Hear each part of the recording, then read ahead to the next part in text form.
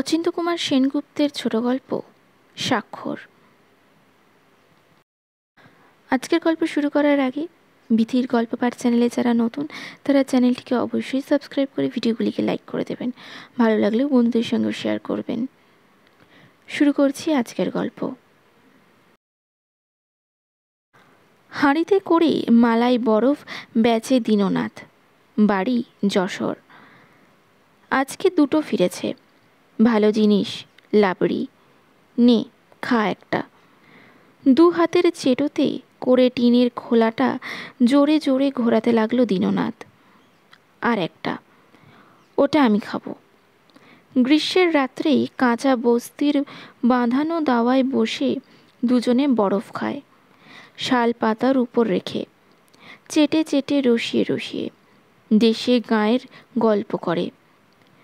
ধামায় করে ডিম বেচে জহুর আলী, বাড়ি বরিশাল। মাছ পেয়েছিস আজ? চিংড়ি মাছের এইটুকু ভাগা 4 আনা করে, জন্মের মতো ফুরিয়ে গেছে মাছ খাওয়া। নে এই দুটো ডিম নে। দুটো হাঁসের ডিম বাড়িয়ে ধরল জহুর আলী। নে ভেঙে ফেল। দাম নিবি কত? দীননাথ বললে সংকুচিতের মতো। নে বকবক করিস নে, সেদিন বরফ লাবড়ি খাইয়ে দাম নিয়েছিলি। দুজন একসঙ্গে হেসে উঠল। সে হাসি সাররোল। বাজারে বিনি পয়সায় সওদাগিরি। পাশাপাশি বস্তিতে তারা থাকে, শুধু তারা নয় আরও অনেকে। সমাজের যত তলানি, যত নাজেহাল ও নাস্তানাবুদদের দল, গরিব আর ছোট লোক। ছোট ছোট কাজ করে, ছোট করে রাখে জীবনের বৃত্ত, যাতে বড় লোকেরা নিশ্চিন্ত হয়ে লোভ কুড়োতে পারে ভারী হাতে, যাতে তাদের ঘোরাতে পারে নিজেদের স্বার্থের বৃদ্ধিতে। বড় লোক কথা বলে বড় বড়, উচ্চ মঞ্চে বসে উচ্চ শব্দে দ্বারা বক্তৃতা দেয়। পুচ্ছের ভারে নিজেদেরকে যারা দূরে সরিয়ে রাখে, ধুলো কাদা ইট পাটকেল লাগতে দেয় না। পাশাপাশি তাদের জহুর আলী আর দীননাথ। জীবনের কি মানে বা মূল্য কে জানে। তারা আছে নিজেদের ছোট ছোট সুখ দুঃখের উপায় ফিকিরে। কি করে দুমুঠো খাবে, কি করে গা ঢাকাবে আস্ত কাপড়ে, কি করে শিহরে বালিশ নিয়ে ঘুমোবে অঘরে। এর বাইরে আর তাদের উত্তাপ নেই, উত্তেজনা নেই। দুটো পয়সা জমাবার ধান্দা দেখে, যাতে এক থোকের পাঠাতে পারে কিছু বাড়ি ঘরে, যাতে বা এক সময় নিজেই তারা বাড়ি থেকে ঘুরে আসতে পারে এক ফাঁকে। ততদিন ভিড়ে ফাঁকায় তাদের গায়ে ছবিটির কথা মনে করে। লক্ষ্মীর মতো পরিপাটি ধান ক্ষেত, গোপালের মতো ঠান্ডা নদী, আর প্রথম জোয়ারের কুলুকুলুর মতো তাদের শিশুদের কলস্বর। কে জানে কবে ডাক আসে। পাশাপাশি হাঁটে জহুর আলী সকালে, বিকেলে দীননাথ, কখনো বা একই সঙ্গে দুপুরবেলা। জহুর আলীর কাঁধে তরকারির ঝাঁকা, দীননাথের কাঁধে ফিতে কাটা তরল আলতার চুপড়ি। শহরের এক রাস্তায় না হাঁটুক, জীবনের এক রাস্তায় হাঁটে। জানে না এ রাস্তা কোথায় তাদের নিয়ে যাবে, কোন রাজধানীতে। তবু তারা হাঁটে, আস্তে আস্তে এগোয়। পানি গামছা যখন একখানা কিনতেই হবে, তখন তোর কাছ থেকেই কিনি। আছে তো তোর কাছে, বললে জহুর আলী। নে, খুব ঘন বুনট। লাভ নেব না 1 পয়সা তোর ঠেঙে, ঠিক দরে কেনাই বেচেছি, বললে দীননাথ। বাহ, লাভ নিবি নে কেন? দামের বদলে তোর থেকে যে ডিম তরকারি নেব। তোর ডিম তরকারির জন্য মুনাফা মারবি নাকি আমার থেকে? দুই বন্ধু একসঙ্গে হেসে উঠল।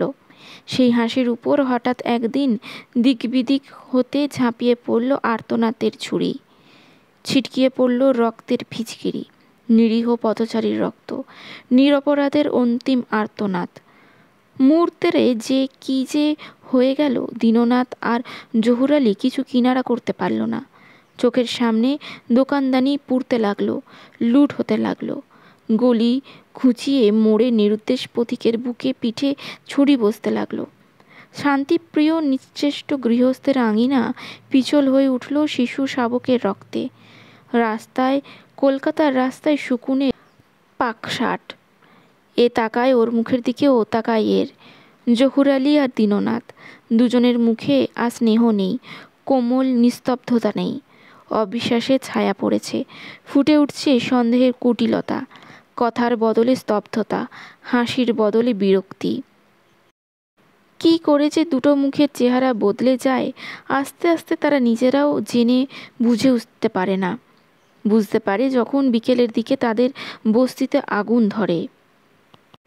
বস্তির লোক দুদলে ভাগ হয়ে বেরিয়ে আসে হন্যে হয়ে। দীননাথ দাঁড়ায় রাস্তার এ মোড়ে, জহুর আলীরা রাস্তার ও মাথায়। দীননাথের হাতে একখানা ইঁট, জহুর আলীর হাতে সোডার বোতল। রশি ফেলে কে মাপে কতখানি ব্যবধান আজ তাদের মধ্যে। কি করে যে সম্ভব হচ্ছে কে জানে।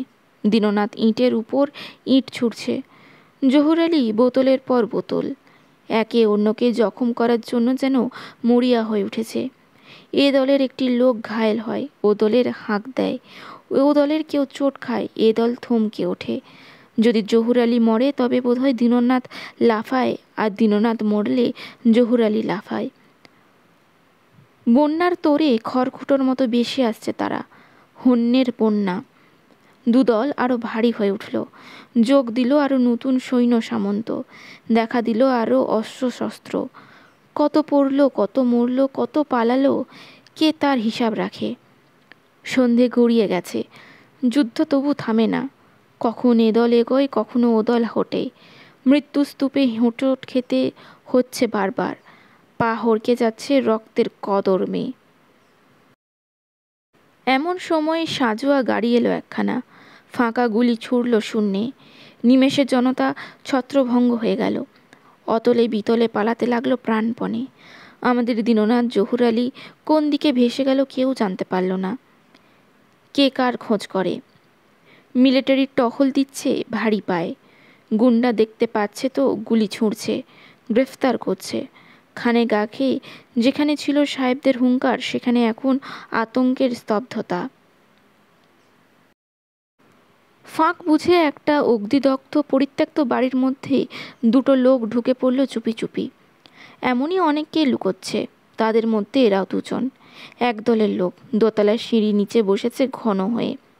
সদর দরজাটা খোলা, কিন্তু সেখানে তারা লুকিয়েছে, সেখানটা অন্ধকার, বুঝতে পারবে না তাদের। সদর দরজা নিয়ে গুলি ছুঁড়লেও লাগবে না তাদের গায়ে। সামনে দিয়ে ভারী পায়ে বুটের শব্দ হচ্ছে, বুটের নিচকারে লোহার শব্দ। টহলদারি করছে সৈন্যরা। ভয় কুঁকড়ে আরও ঘন হয়ে বসল দুজনে। গেছে? রুদ্ধ নিঃশ্বাস ছেড়ে আরেকজন বলল, গেছে। দুজনেরই বড় অস্ফুষ্ট শব্দ। ক্ষণিকের নিশ্চিন্ততা এলেও কেউ কারোর সান্নিধ্যের উত্তাপ থেকে সরে যেতে রাজি নয়। আমরা কি এগোচ্ছি? যেন এখনো যুদ্ধ হচ্ছে এমনই নেশায় ঝোঁকে জিজ্ঞাসা করল একজন।